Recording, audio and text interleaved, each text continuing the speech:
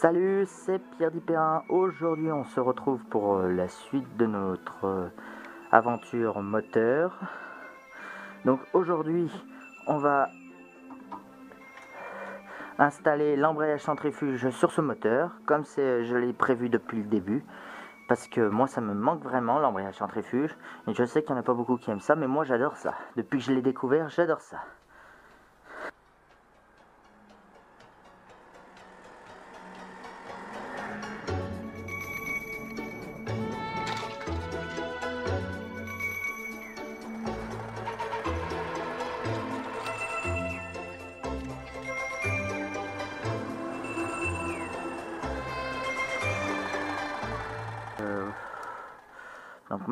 Donc pour commencer, on va déposer l'embrayage classique et le volant moteur classique.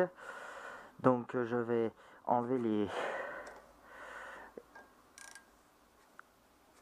ouais, alors faut coincer le volant moteur en même temps. Alors voilà. Donc je desserre les 6 vis qui maintiennent le mécanisme d'embrayage. Donc ceux qui ont regardé la préparation pour la vente partie 1, vous pouvez constater effectivement que ce n'est pas le même mécanisme d'embrayage. Ça, c'est le mécanisme d'origine, le mécanisme qu'on appelle à 3 doigts, parce qu'il y a 3 doigts. Et après, il y a eu des refabrications à diaphragme adaptables sur les mécanismes d'avant en 82. Parce qu'après, c'est un nouveau volant. Après 82, c'est la fin de l'embrayage centrifuge, donc nouveau volant moteur, nouveau mécanisme. Donc...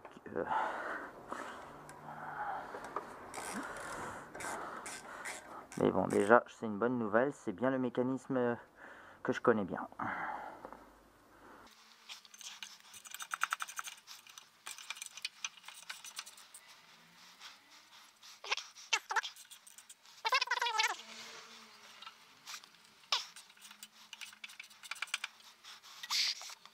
J'espère que le disque d'embrayage n'est pas d'origine non plus, parce que sinon il aura du vécu. Alors, on va voir ça tout de suite. Alors, oulala, ça n'a jamais été défait. Par contre, il y a une goupille, je sais pas d'où elle sort. Bon.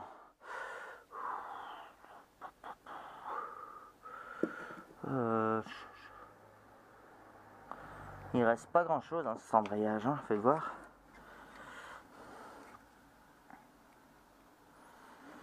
Ouais. Bah, je me demande si je vais pas procéder à son remplacement tant que j'y suis. Hein.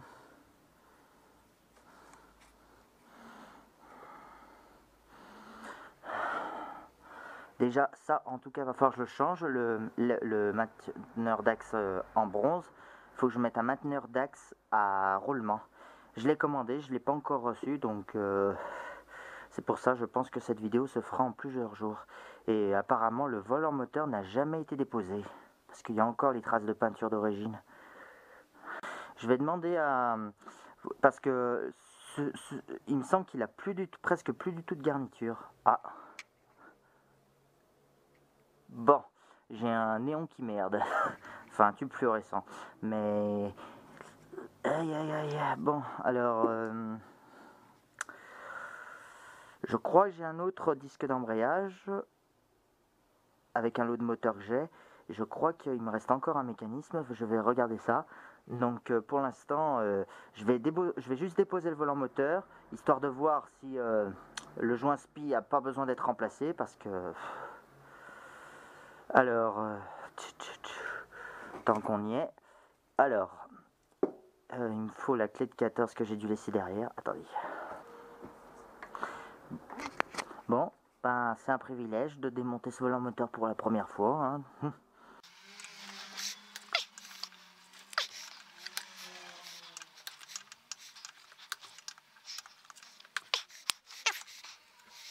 Donc, si ça n'a jamais été démonté, j'imagine l'état du joint SPI alors. Hein.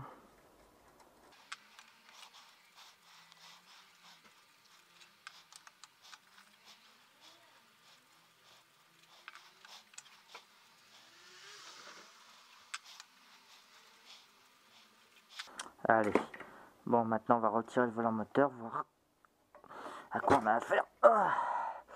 Ah ouais, alors là, le joint spi, il est mort, là. Ouh là là, regarde-moi ça, là, il est gras. Oh, bon, ben, je vais changer le joint spi tant que j'y suis. Hein. Oh, il est dans un lit. Regarde-moi ça, vous avez vu comme c'est gras? Bon, sur la deux chevaux verts, j'avais pas nettoyé, mais ça, le joint spi était sec. Hein. Il n'était pas gras comme ça vers le bas. Alors, bon.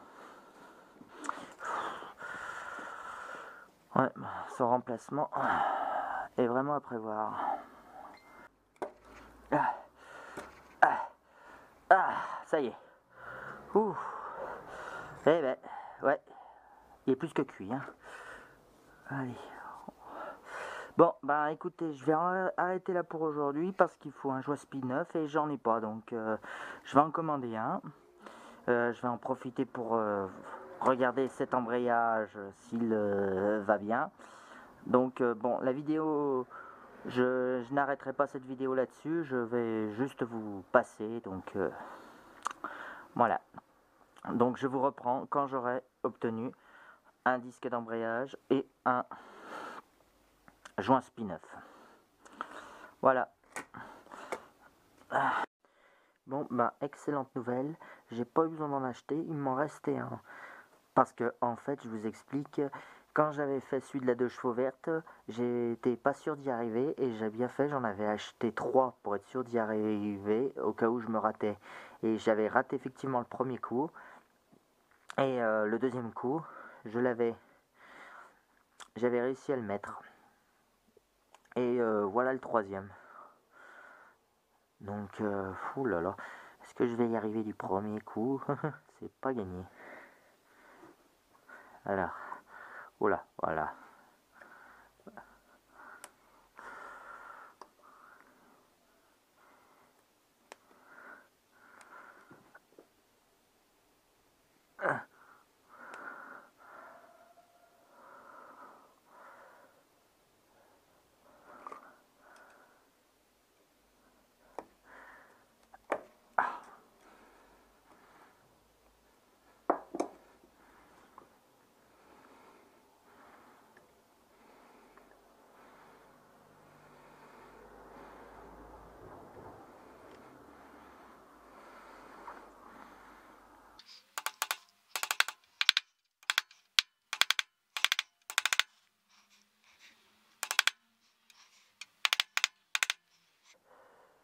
Bon bah, ça va pas l'air trop mal.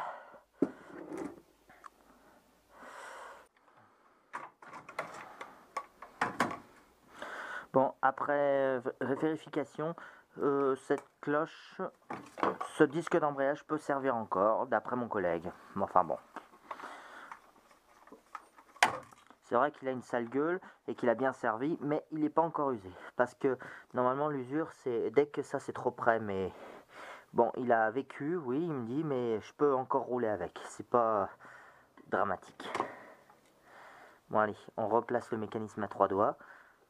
Celui-ci est en bon état, donc... Alors par contre, bien centrer le disque, sinon on n'arrivera pas à remettre à mettre le tambour en place. Bon, je profite du serrage de l'embrayage classique dans le tambour pour vous expliquer que si vous avez l'intention comme moi d'installer un embrayage centrifuge, il y a 3 tailles différentes à ne surtout pas confondre. Donc moi pour ma part, j'ai réussi à trouver un tambour d'embrayage d'AMI 6 qui est compatible au 602 cm3 à une couronne de 27 mm neuve, donc 27 mm, hein, attention, pas 18 ou je sais plus ce que c'est, la troisième taille. Et j'ai par contre le volant moteur de la 2 chevaux 6 uniquement. Ne mettez pas celui de la Mi 6, je crois que c'est pas le même volant moteur au niveau des supports de Villebrequin, je pense que c'est pas le même en Trax. Voilà, juste une petite précision parce que du coup, comme j'avais pas mis les bonnes tailles correspondantes, j'ai dû réparer une partie de ma boîte à vitesse sur la 2 chevaux verte. Voilà. Allez, on reprend. Allez, c'est bon, ça ira.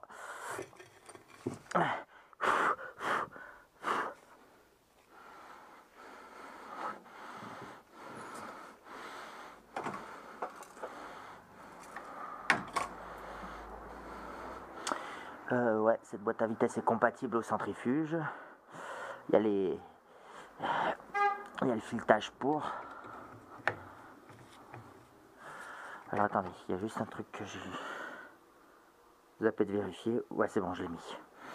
Bon, c'est de nouveau la voix off. J'ai oublié de préciser qu'il y a une petite rondelle à mettre entre le disque d'embrayage et le tambour, mais bon, moi je l'ai fait, mais j'ai oublié de le préciser. Attention à pas mettre n'importe laquelle parce qu'elle a une taille spécifique. Voilà, c'est en place. J'ai plus qu'à mettre l'écrou. Ah zut, j'ai oublié de la racheter. Bon, bah, tant pis.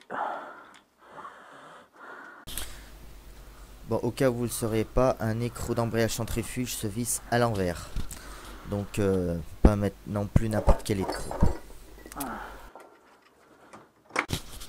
Bon, je passe la quatrième, c'est pour en fait bloquer la boîte à vitesse.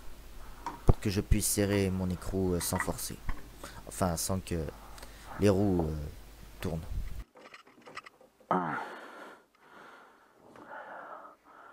Alors, la cannelure de verrouillage, elle est où? Elle est là, c'est bon. Alors, je cherche juste un dernier petit coup.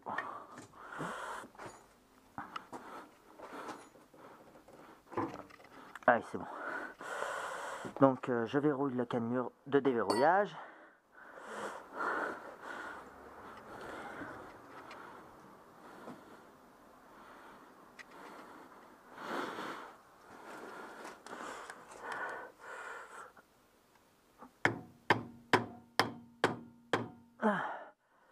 Voilà. Bon, côté boîte à vitesse, c'est ok. Ah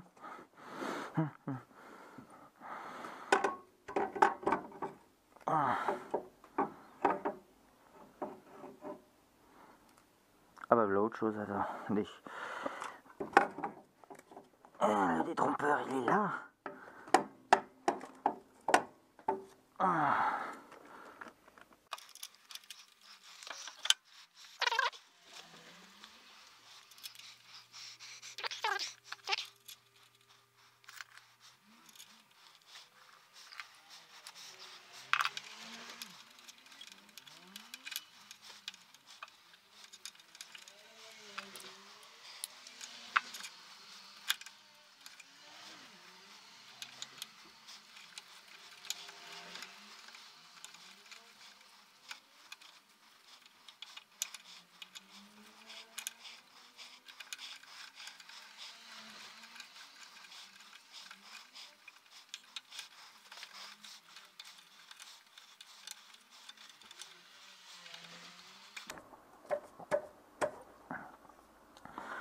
Voilà, après avoir bien rapproché, je vais essayer de trouver quelque chose pour immobiliser.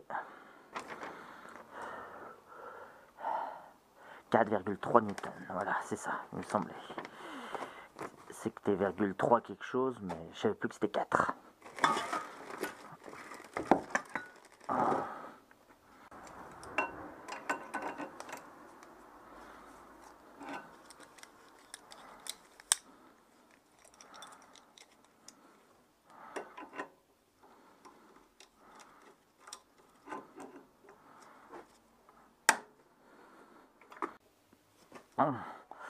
Alors, 4,3. Alors, attendez, que je règle. Allez.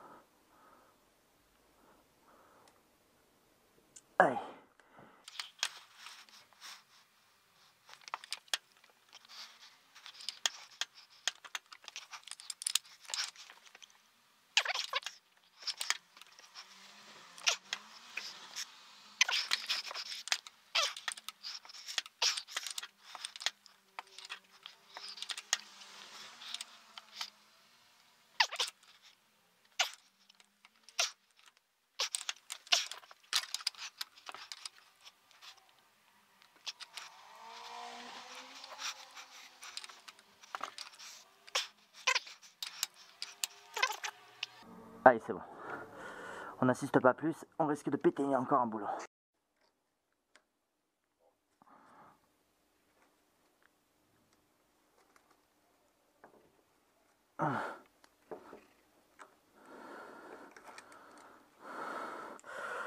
On va arriver à le sortir.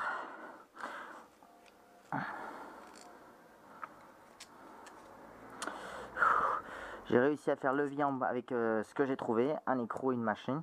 Donc il a bougé. Cet axe. Ah, c'est pas vrai.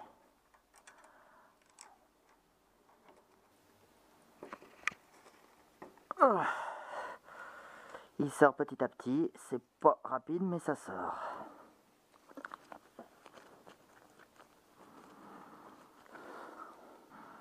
Il va me faire chier jusqu'au bout. Ah, pour ceux qui se demandent pourquoi je change ça, parce que de mémoire, il me semble qu'il faut un roulement là-dedans, pas le truc en bronze. Le truc en bronze, c'est uniquement pour l'embrayage classique. Parce que sinon, l'axe peut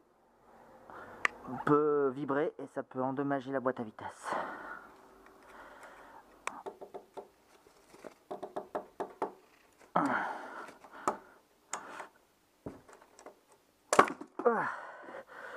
Allez, encore un petit peu.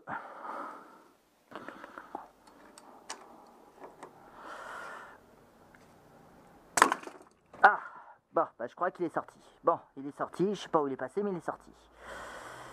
Putain, il est sorti ce net. Ah, le voilà.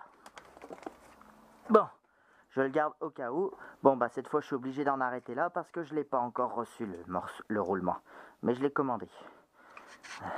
Allez, je vous reprends dès que je l'ai reçu. Et nous revoilà au lendemain, donc j'ai bel et bien reçu le roulement par rapport au truc en laiton. Ouais, il m'a l'air un peu plus court, mais il va rentrer quand même. Alors que je vous explique, parce que comme l'embrayage centrifuge est bien séparé du moteur, ce truc en laiton aura tendance à... Et encore pas trop, il n'y a pas trop de jeu. Bref, non mais je sais pas, il paraît que c'est plus recommandé de mettre le système à roulement. Donc on remettra le système à roulement. Qui tourne mieux, je sais pas. Enfin bon, dites-moi en commentaire si c'est vraiment important. Enfin bon, moi je préfère mettre le système à roulement. Alors, bien sûr il va pas rentrer du premier coup. M'étonnerait, ouais. Qui veut rentrer sans faire de chichi?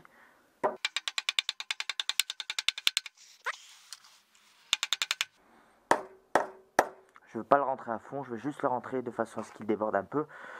Voilà, si jamais un jour il doit ressortir, mais bon, vu la difficulté à laquelle il vient de s'enfoncer, il est pas prêt de sortir comme ça. Par contre, je vais mettre de la graisse dedans. Bon, quand on remettra le moteur en place, la graisse partira bien au fond, je pense. Donc,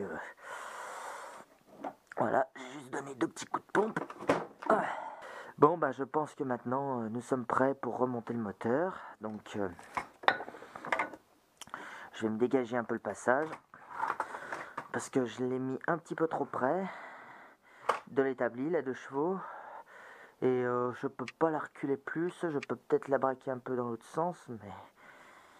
Mais bon, vaut mieux pas que je la bouge parce que j'ai le chandelier sous le... Enfin, j'ai la chandelle sous la boîte à vitesse, donc vaut mieux pas que je la bouge, là. Bon, allez, je vais tenter de remettre le moteur en place. Oh, il fait pas chaud, j'espère que ça va me réchauffer. De forcer, 2 minutes.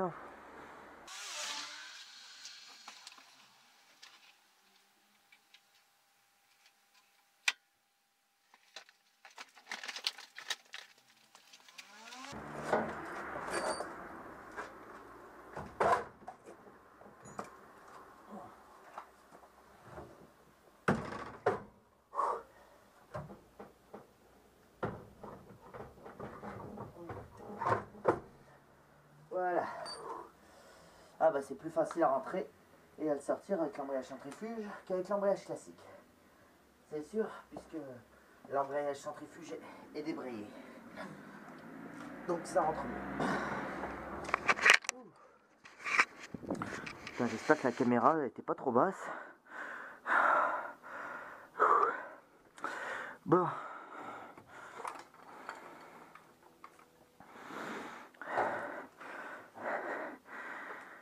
On va redescendre le moteur. Je vais mettre les fixations inférieures. Avant peut-être. Au moins les inférieures. Parce que je veux être sûr que le joint spin ne fuit pas avant de tout remonter. Donc faut que je vais faire un essai rapide du moteur après.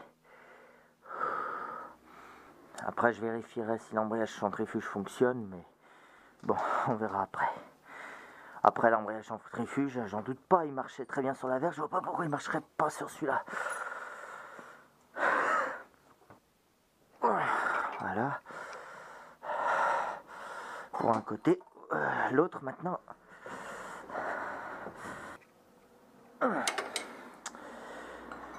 Voilà, bon bah maintenant je vais essayer enlever la chandelle.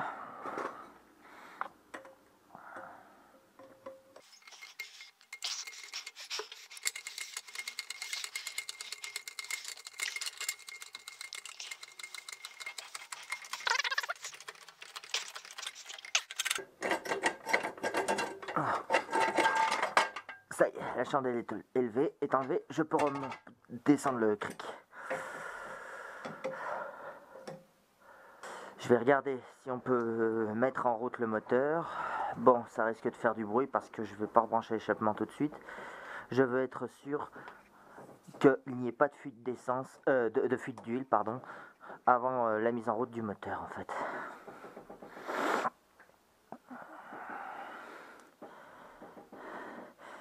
Alors, avant de remonter le reste. Donc je vais improviser un truc. Voilà, bon, ils viennent ce cric est vraiment nul, il descend d'un coup, c'est affreux. Allez. Ah, fil de bougie, alors... J'ai comme un doute sur le fil de masse. Lequel est la pression d'huile, lequel est la masse. Je sais pas, on va voir. Au hasard. Les deux sont scotchés. Putain, je me souviens plus des couleurs. Oh, ça c'est con, c'est très con. Bon. Voilà, je vais rebrancher la durée d'essence.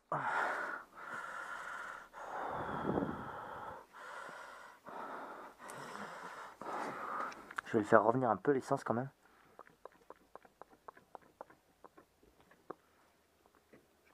Pas trop non plus.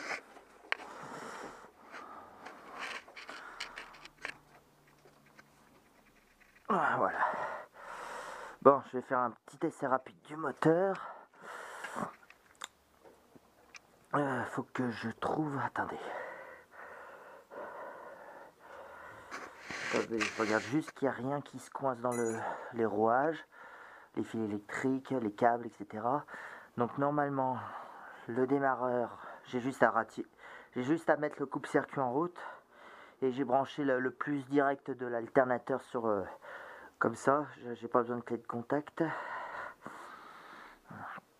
Juste pour faire un essai moteur. Vérifier que je suis au point mort quand même. Je sais que j'ai un centrifuge, mais j'ai... Voilà.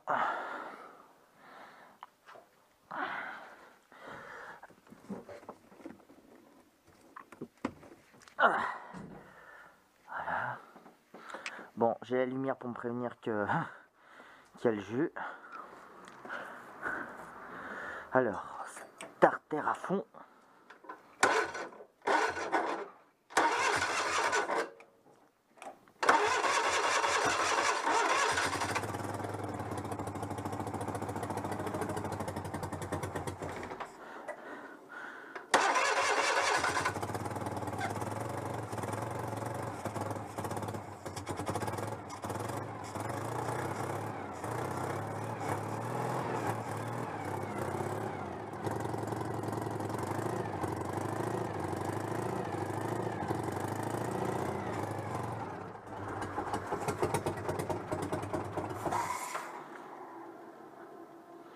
J'aurais mieux fait de mettre la boîte à air. Hein.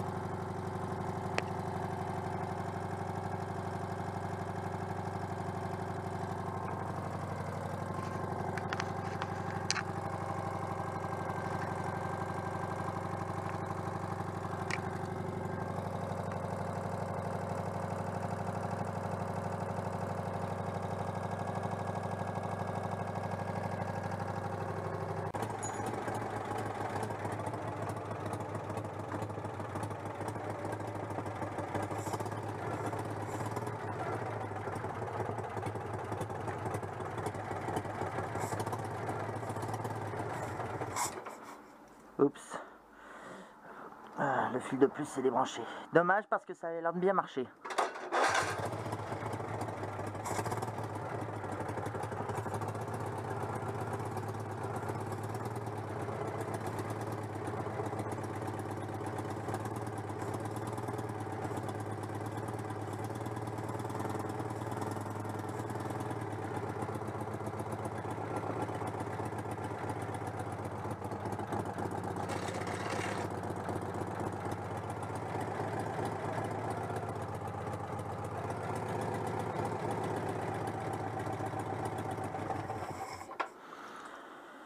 Bon bah écoutez, ça a l'air de marcher parfaitement, hein. J'ai rien à dire.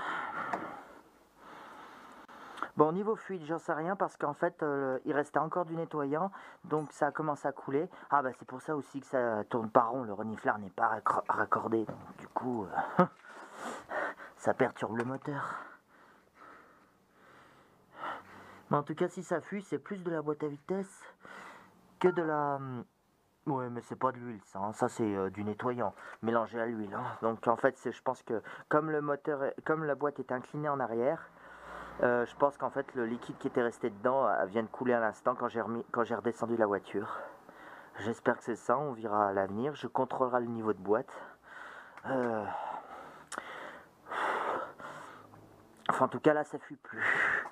Ça fuit au début, mais ça fuit plus là. Donc, par contre, ouais. C'est exactement ce que j'attendais. Enfin, je vais reconfirmer juste pour être sûr.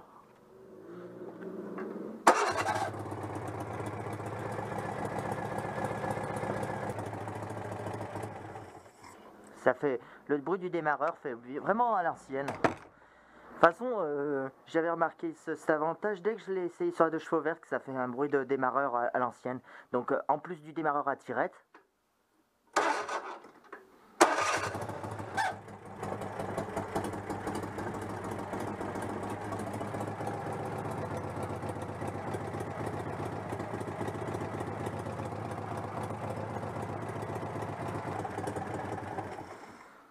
Bon, allez, je vais couper le court-circuit, mais je suis plutôt content, hein.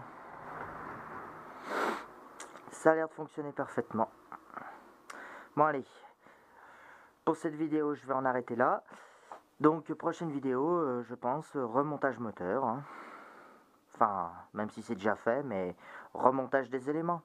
Allez, je vais éviter de faire des vidéos trop longues, donc je vous dis, j'espère que cette vidéo vous aura plu. Mettez un beau pouce bleu si la vidéo vous a plu, un commentaire, ça fait toujours plaisir.